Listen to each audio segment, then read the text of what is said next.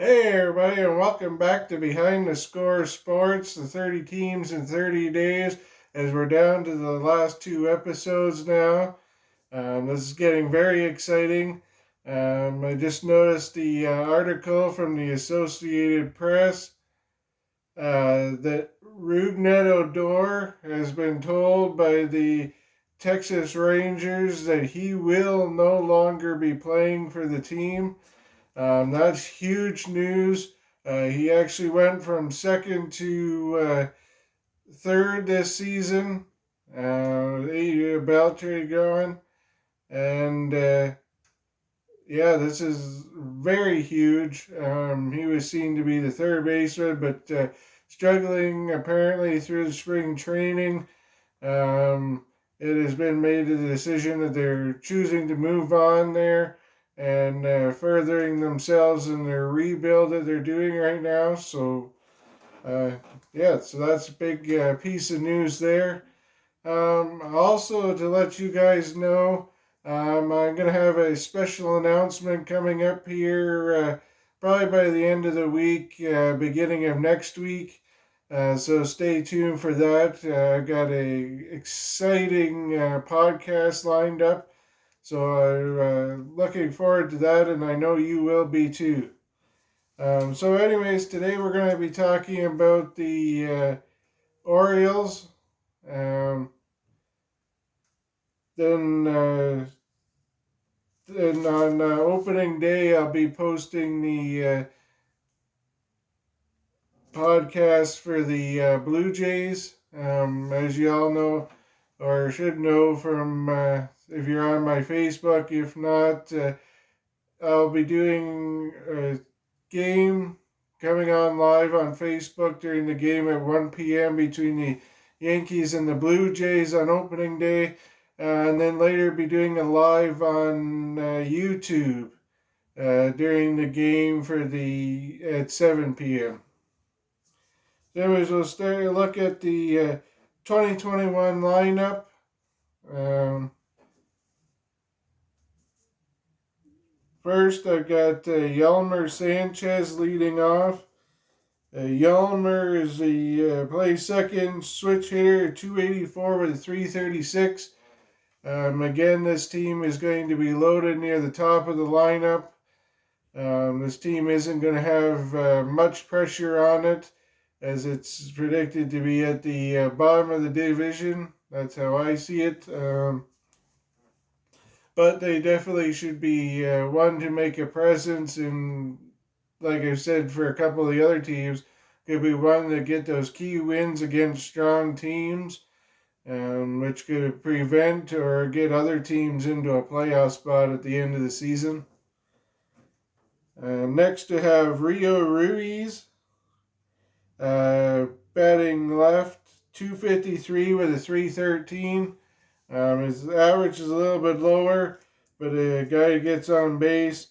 I also wanted to put at the top of the lineup some switch hitters and some lefties. That way it caused a problem for the bullpen and possibly with some pitching matchups depending on where you are in the rotation playing other teams. Next will be a man that returned from cancer. Y'all might know him, Trey Mancini. We got him batting third. Trey Mancini will be playing first, batting right, 269 with a 329. The fans just love this player. I think he fits well, definitely in that regards, to be batting in third. His on base isn't too bad there, so be interesting to see what happens. But right now I have him slotted as number 3. In the cleanout spot, we have Anthony Santander. Anthony is the switch hitter, batting 304, 355. This is a guy you definitely want in the fourth position to bring the guys home that are on base. So he definitely, with his numbers, fits in well there in the cleanup spot. Next, we have Pedro Severino. Pedro bats right. He's the catcher, 250 with 318. Um, He'll definitely be a guy you could slot in there to start the next rally for the team. Next, I have Freddie Galvis. You might remember him from the Blue Jays, among other teams. He's slotted in number 6. Freddie is a switch hitter, batting 244, the 282 career on base. Though his numbers are lower, this is a guy that does have some speed. He's usually pretty good defensively, especially when he's playing for the Blue Jays. I didn't mind him there. A lot of times he was near the top of the lineup, but right now I have him slotted in 6th.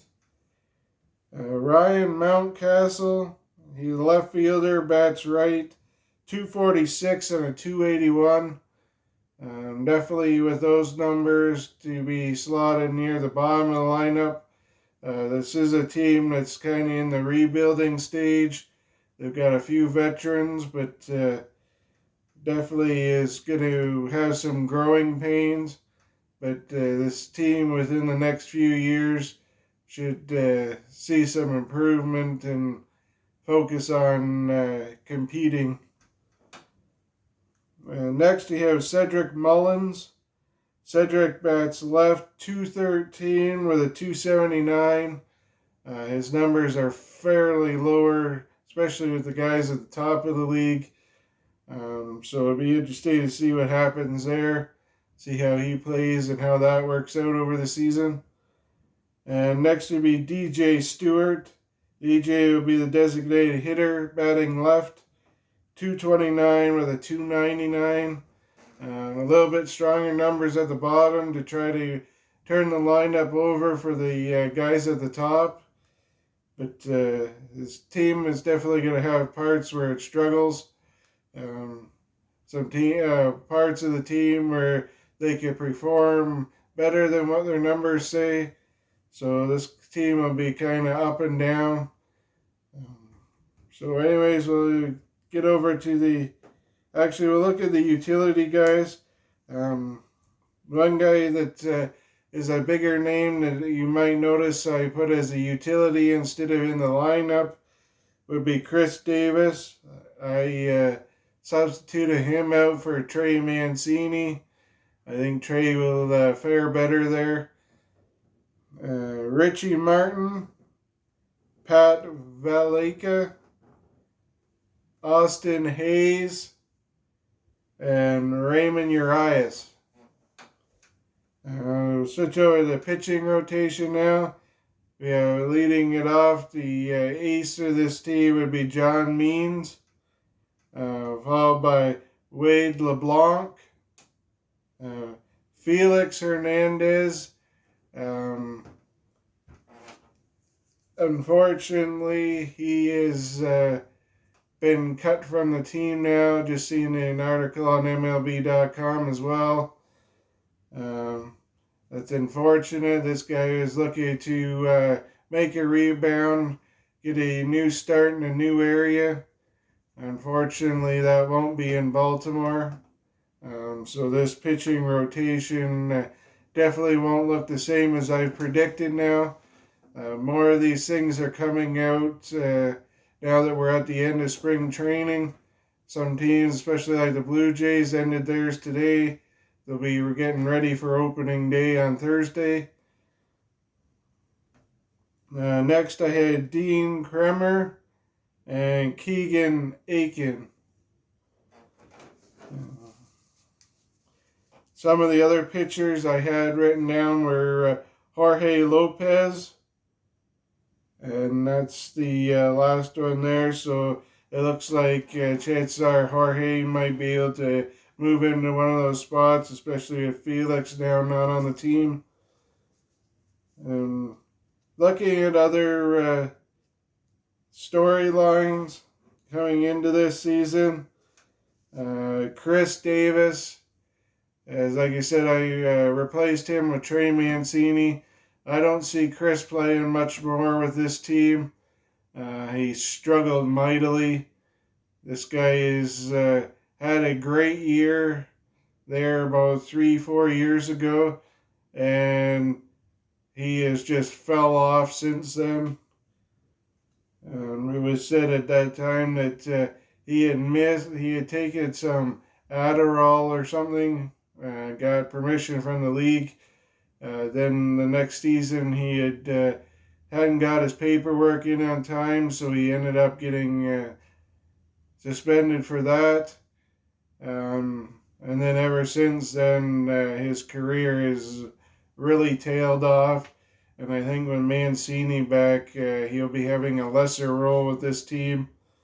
I wouldn't be surprised if this season either they find another suitor or ship him out, kind of like Odor. Now then, he will no longer be playing for the team.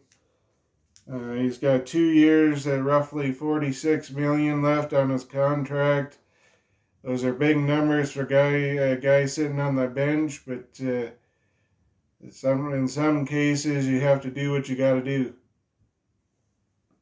I don't see Chris Davis even making it out there for starting for the season opener. Like I said, I don't see him playing much on the field at all if he gets out there. If injuries come up, the story might change, but I don't see him as a big part of the picture for this team moving forward. Lots of lefties, which is good for the AL East. You know, there's a Fenway and Yankee Stadium. The walls are a little bit shorter. You can hook them around the foul pole there. So definitely having a lot of lefties in your lineup could definitely help out there if they've got power. Will be great to see what the pitching staff produces. Like I said, this pitching staff is basically rehauled from what I had predicted. So it'll be interesting to see where everything goes there.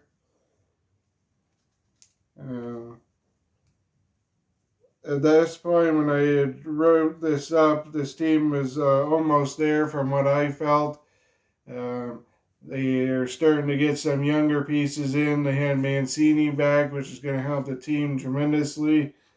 I thought if Felix Hernandez could turn around, it might be a step in the right direction. We now know that that isn't happening.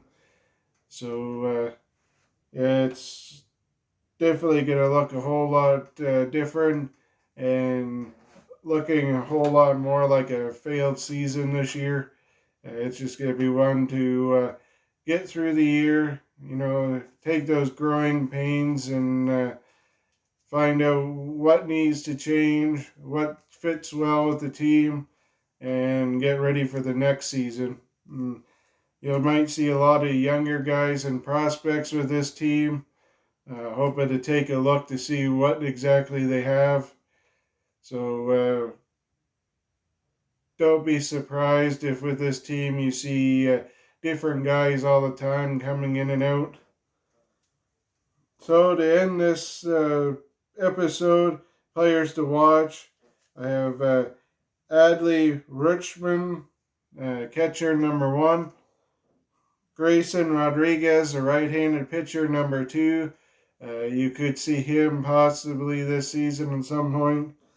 Heston Jerstad, outfielder number 3. D.L. Hall, left-handed pitcher number 4. And Ryan Mountcastle, which we already have on the opening day roster. Outfielder number 1 and first baseman, and number 5 in the organization. Thanks for watching another episode. Like I said, there's a special announcement coming. Getting really excited as we're now only 3 days from opening day. Be sure to set your calendars to remind yourself 1 p.m. for the Jays Yankees on Facebook at Behind the Score. And then also on YouTube at 7, doing a live on there for the game at 7. But yes, thanks for tuning in. And it's not just what happens in the game, there's a lot that's behind the score. Thank you and have a great day.